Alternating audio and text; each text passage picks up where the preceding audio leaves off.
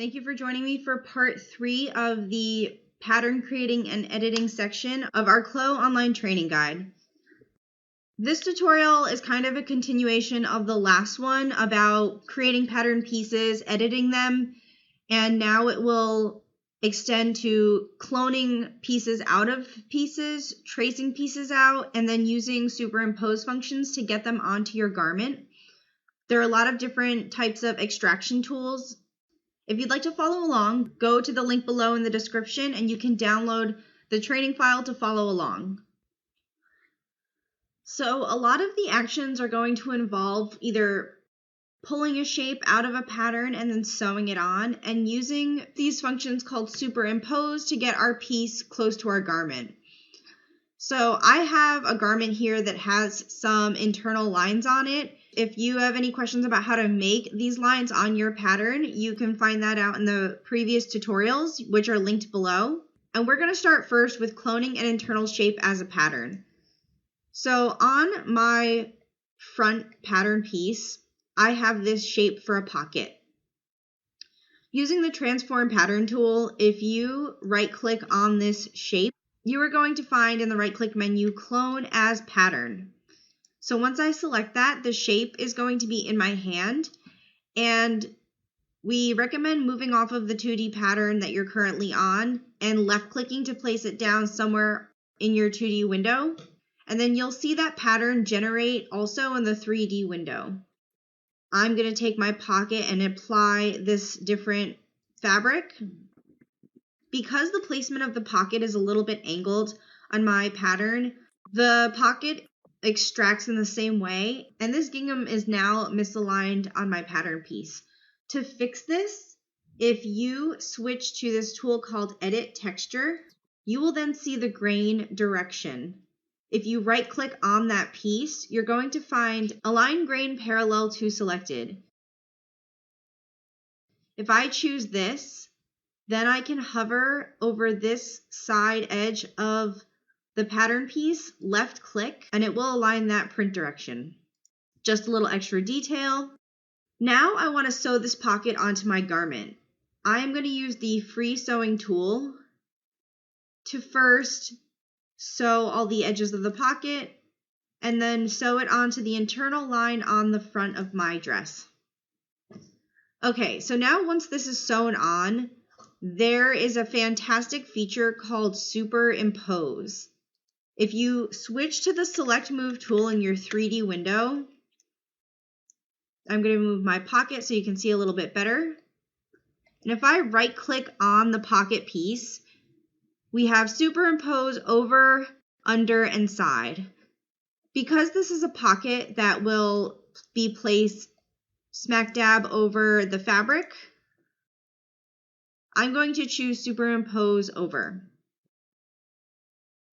It follows the sewing relationship almost like a track that it follows to attach to where it's sewn to on the garment. And Superimpose does not fully attach the piece to your garment. I'm going to zoom in. I'm going to hide my avatar, zoom in very close. And you can see that it's hovering oh so slightly above the surface of my dress. It is not until you hit Simulate, spacebar for Simulate, that it's going to fully attach to your garment. As you're extracting pieces out of your garment and designing or creating, Superimpose will help place them without having to deal with arrangement points or the gizmo very much. I have some pieces that have fallen when I simulated. I'm going to select them, right-click and choose Reset 2D Arrangement, and continue with the other options. So we extracted a shape from an existing internal shape, but if I have my existing pattern shape and I need the internal, you almost have the same option if you right-click on a pattern piece, and it's called Clone as Internal Shape. If I select this, then I will have that heart shape, and I can place it down on a pattern.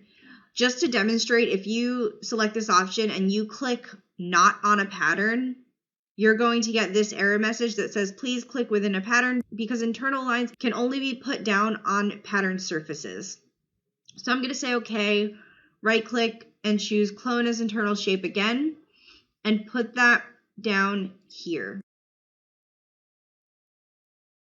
So because these pieces are symmetrically linked, my front left and right and my back left and right are joined but symmetrically linked. Whenever you have a marking on one side, it will show up on the other side. I have show style lines on, which I can turn off. But this does not mean you are going to have two hearts or two pockets on your garment. This is really only a visual as a result of the patterns having symmetry. I only have one heart pattern piece. I'm going to sew this on. I'm using a double click feature built into the free sewing tool that will move around the entire shape. And then again, I'm not going to just simulate so it flies and attaches to the garment. I'm going to use the superimpose function to right click on that piece and superimpose it over. I can hide my internal lines, and then you won't see the marking for the heart or the pocket, and it's something I can remove completely once my project is completed and I want to merge and remove symmetry. But for now, I can select even this marking where I do have a little dent and turn the fold rendering off. So now that marking is gone. Next, I'm going to sew this neckband on and use superimpose side to attach that to the garment. With the free sewing tool, this is the center front and for me the center back.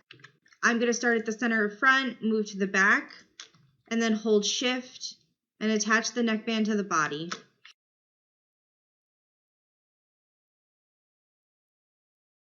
I have symmetry on all the pieces, so this side will also sew together at the same time. I'm going to close the center front and center back.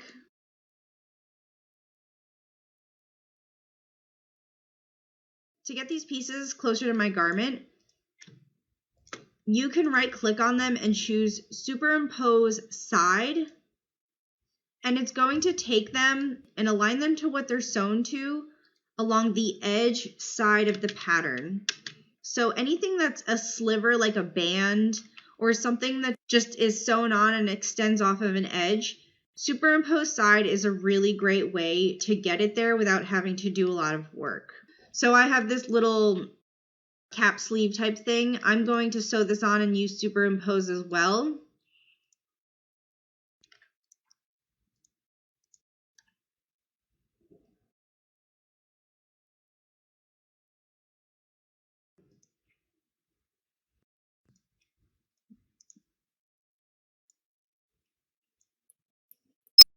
Even if you make a symmetrically cloned copy after the fact, when it shows up sewn, you can still right click on it wherever it's floating in space and choose superimpose side to attach that there. Next, we're going to take a look at these shapes that are around the hemline. I'm going to turn on show internal lines in my 3D window so we can see all of these markings. So next I want to show you a feature called convert to whole.